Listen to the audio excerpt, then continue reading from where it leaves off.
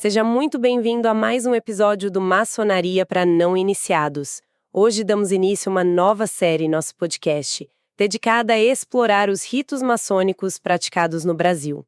Ao longo dela, vamos conhecer suas origens, características e significados, entendendo como cada um deles ajuda a compor o rico mosaico da maçonaria no país. E para começar essa jornada, nada mais justo do que falarmos sobre o rito escocês antigo e aceito, o Rea, o mais difundido e praticado no mundo. Com seus símbolos, lendas e 33 graus, o Rea nos convida a refletir sobre a construção moral e espiritual do ser humano, sempre em busca do aperfeiçoamento pessoal e coletivo. Então, acomode-se, ajuste o volume e venha comigo descobrir os mistérios, a história e a beleza desse rito que marcou e continua marcando gerações de maçons em todo o planeta. Para a gente começar a entender esse universo do Rea, vamos pelas origens. Tem uns registros, que falam de mestres escoceses lá por 1733. Foi por aí que tudo começou. Olha, essas são as primeiras pistas, sim. Mas, a formação do rito como a gente conhece hoje foi bem mais complexa, sabe? Um processo longo, gradual. Mais intrincado, imagino. Exato. Foi um caldo cultural com muitas influências esotéricas da época. Tem até aquela discussão famosa, sobre a influência dos templários, mas isso é mais especulativo. Ah, sim. Sempre surge essa questão templária. Pois é. O que a gente tem de mais concreto como um precursor é o rito de perfeição, ou de Eredon. Às vezes ligam ele ao Andrew Ramsay, mas mesmo esse rito passou por muitas mudanças, entende? Entendi. E parece que a França foi um lugar-chave para essa evolução toda, certo? Com certeza. O escocismo, que era como chamavam esses altos graus na época, floresceu muito na Europa continental, principalmente na França. E aí tem uma figura central, que é o Etienne Morin. Morin. O que ele fez exatamente? Bom, por volta de 1760, ele conseguiu uma autorização, uma patente, para organizar e espalhar a maçonaria de perfeição, que na época tinha 25 graus lá nas Américas. Ele atuou em São Domingos, na Jamaica. Ah, então ele levou essa estrutura para lá. Isso. E foi um representante dele, o Henry Andrew Franken, que fez um trabalho super detalhado. Ele transcreveu os rituais dessa maçonaria de perfeição. Nossa, que trabalho minucioso. Fundamental. Esses manuscritos do Franken são, a base do que viria a ser o Rea moderno. Que interessante essa linha do tempo, de Morin organizando e Franken documentando. E isso nos leva àquela divisa famosa, Ordo Abschau. O que ela significava naquele momento? Olha só, o fascinante aqui é entender o caos que eles queriam organizar. Naquela época, tinha uma explosão quase de graus maçônicos diferentes sendo criados, principalmente na França. Uma confusão de rituais e títulos, imagino. Exatamente, uma verdadeira selva.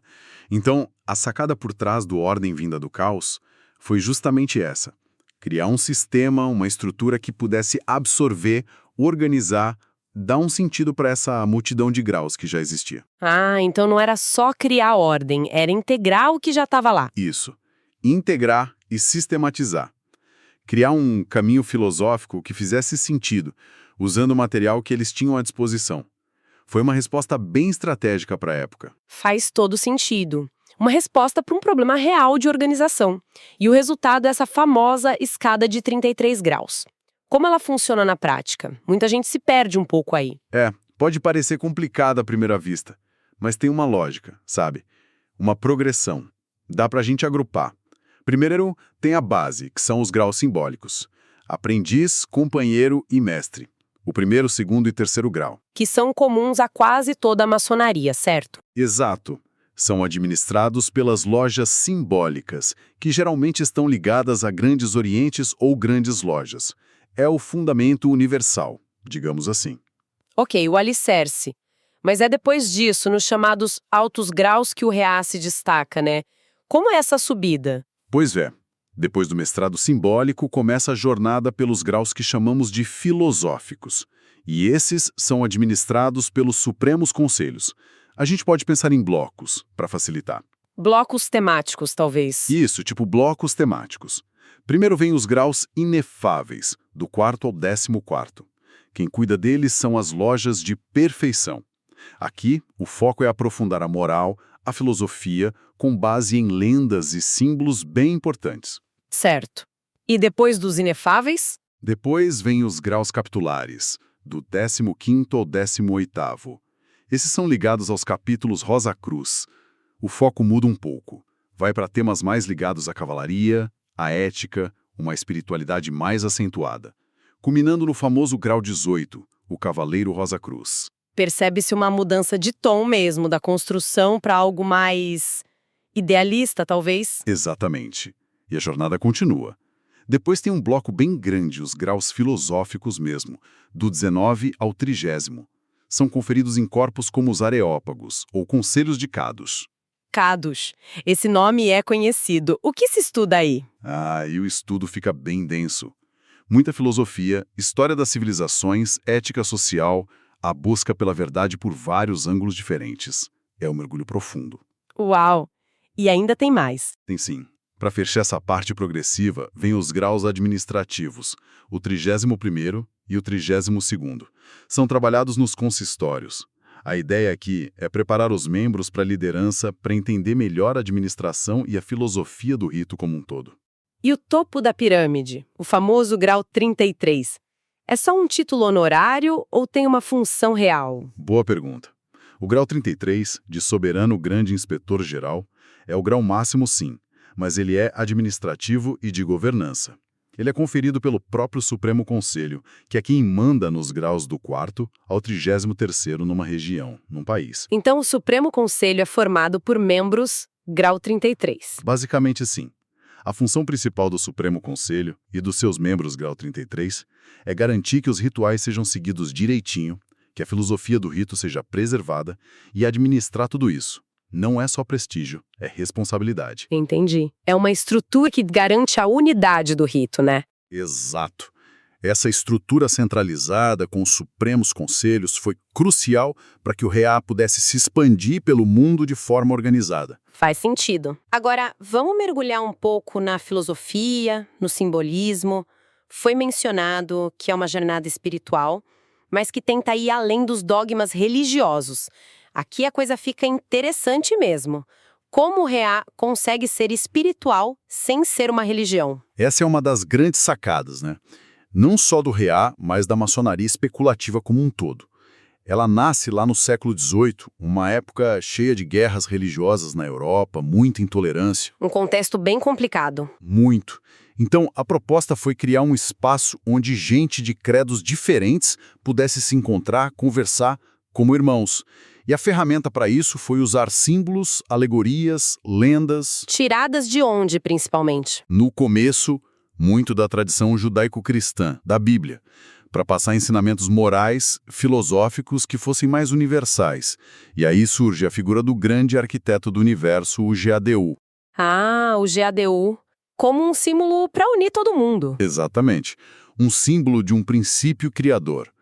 No início, era muito ligado ao Deus monoteísta, sim, mas a ideia era ser um ponto de convergência. Mas essa ligação inicial com o Deus bíblico não ficou parada no tempo, né? De jeito nenhum. Conforme os altos graus do REA foram se desenvolvendo, principalmente na França, outras fontes de inspiração começaram a entrar na jogada. Era o espírito da época, né? Iluminismo, romantismo, interesse por sabedorias antigas. Que tipo de fontes? Entrou coisa do hermetismo, do gnosticismo, da cabala judaica, da tradição Rosa Cruz, até ecos da cavalaria medieval, incluindo o simbolismo templário. Nossa, uma mistura bem rica. Muito rica, mas importante. A ideia não era negar um princípio criador, sabe? Era mais ampliar as formas de pensar sobre ele, de buscar o autoconhecimento por caminhos diferentes. Essa abertura toda, essa mistura de fontes, imagino que tenha causado alguma tensão em algum momento. Isso levou àquela tal querela do grande arquiteto do universo. O que foi isso? Exatamente aí que a gente chega. Século XIX. Europa estava mudando muito rápido. Secularização forte. A ciência ganhando espaço. A filosofia questionando tudo. A separação entre fé e razão ficou mais nítida. E como isso bateu na maçonaria? Bateu forte, especialmente na maçonaria latina, França, Bélgica e Itália. Começou um debate intenso. Afinal, o GADU tem que ser entendido literalmente como o Deus de uma religião?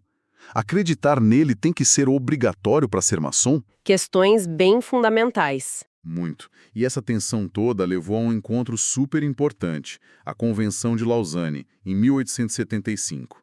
Supremos conselhos do mundo todo se reuniram lá. Lausanne. E o que eles decidiram que foi tão marcante para o REA? Lausanne foi um ponto de virada. A decisão principal foi que o REA, para ser de fato universal, não podia mais impor uma única interpretação, uma interpretação teísta específica para o GADU. E qual foi a alternativa? A proposta foi: ele continua sendo um símbolo fundamental, mas pode ser entendido como um princípio criador, uma força superior, algo assim. A interpretação final fica para a consciência de cada um. Entendi, deixar mais aberto, então. Isso levanta uma questão importante. Qual foi o impacto real disso? Foi só mudar as palavras ou teve consequências maiores? Impacto gigantesco e estratégico também. O objetivo era claro: deixar o rito ainda mais aberto, mais tolerante, capaz de receber gente com visões diferentes, deístas, panteístas, até agnósticos, sem forçar ninguém a uma fé específica. Uma aposta na liberdade de consciência, então. Exatamente, bem alinhado com os ideais iluministas. Só que, claro, isso criou uma divisão, principalmente com a maçonaria inglesa americana, a anglo-saxônica. Por quê? O que eles pensavam? Para eles, a crença em Deus era e ainda é um landmark, um ponto fundamental e inegociável. Essa decisão de Lausanne levou a um rompimento de reconhecimento mútuo que, em muitos casos, dura até hoje. Que complexo. Uma decisão filosófica com efeito quase geopolítico dentro da maçonaria? E hoje em dia, como a maioria do RAAU vê o GADU? Olha, a maior parte dos Supremos Conselhos do RAA no mundo, principalmente os que seguem essa linha mais liberal ou adogmática, que vem de Lausanne, como na França, Bélgica e boa parte da América Latina, mantém essa visão universalista. Ou seja, o GADU continua lá. Continua. É uma pedra angular simbólica, filosófica, invocada nos rituais e tudo mais. Mas o que ele representa fica a critério de cada um. O foco é na busca pessoal, no diálogo, não no dogma fechado. Claro, existem outras vertentes do RAA, mais ligadas à tradição inglesa, que podem ter exigências de crença mais claras. Compreendido. Então, se a gente fosse resumir a essência dessa jornada toda no RAA, qual seria o objetivo final dessa subida pelos graus, desse trabalho com símbolos? Acima de tudo, eu diria que é um convite. Um convite para uma jornada de autoconhecimento, de aperfeiçoamento ético, intelectual. O maçom do ré é sempre cutucado, sabe? Pelos rituais, pelos estudos, a se perguntar de onde eu vim, quem eu sou, para onde eu vou. Perguntas existenciais básicas, né? Fundamentais. É uma busca por sentido, por algo que vá além do dia a dia corrido, do materialismo, uma busca por um absoluto, seja lá como cada um pense nesse absoluto. O rito chama isso de espiritualização. Espiritualização no sentido de ajudar a pessoa a separar o que é essencial do que é supérfluo na vida. A desbastar a pedra bruta, que é uma imagem clássica. Trabalhar as próprias imperfeições. É um compromisso ativo, constante com a busca pela verdade. verdade como algo a ser encontrado. Mas como um horizonte, algo que se busca sem cessar, e pela liberdade, principalmente a liberdade de pensar, de ter a própria consciência. Essa busca constante, essa valorização da liberdade, certamente ajudou o REA a se espalhar pelo mundo, né? E aquela ideia do Ordo Obshal, a própria estrutura organizada, também deve ter sido importante para isso. Sem dúvida alguma.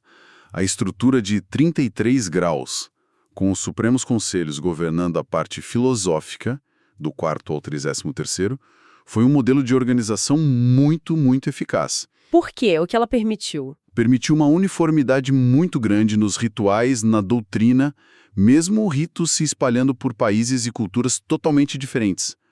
Isso deu muita força, muito reconhecimento para o REA. Hoje tem Supremos Conselhos soberanos em dezenas de países. E eles funcionam de forma independente? São soberanos em sua jurisdição, sim. Cada um cuida do rito no seu território.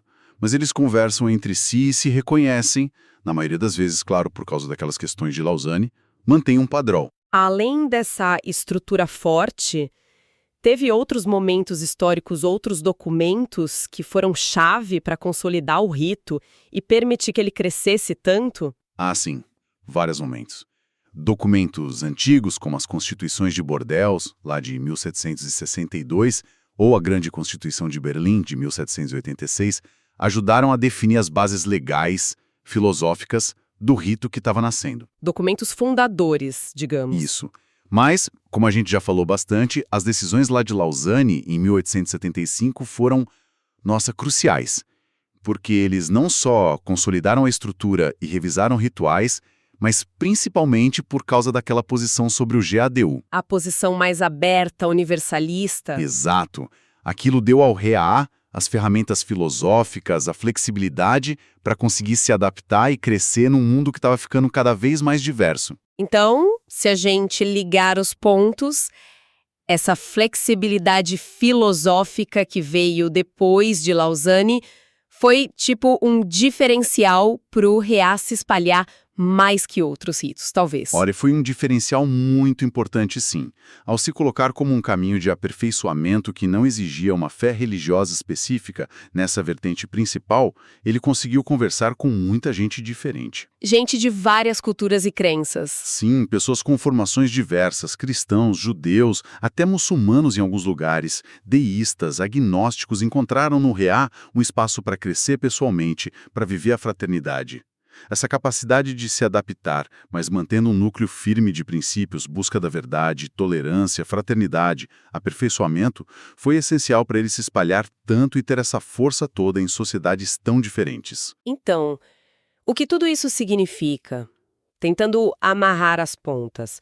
O REA é uma tradição maçônica imensamente rica, complexa. A história dele se mistura com a da própria maçonaria moderna. Ele tem essa marca da estrutura de graus, um simbolismo que vem de muitas fontes antigas e uma filosofia focada no ser humano, no aperfeiçoamento com essa visão mais universalista e de liberdade de consciência. É isso. Perfeito. Acho que você resumiu muito bem. E talvez o mais impressionante seja justamente isso, essa capacidade de continuar relevante, de evoluir. O REA passou por séculos de mudanças enormes, sociais, políticas, filosóficas, e conseguiu adaptar a linguagem, a abordagem, sem largar os princípios essenciais. Que princípios seriam esses, para reforçar? A busca pela verdade, o valor da fraternidade, a prática da tolerância.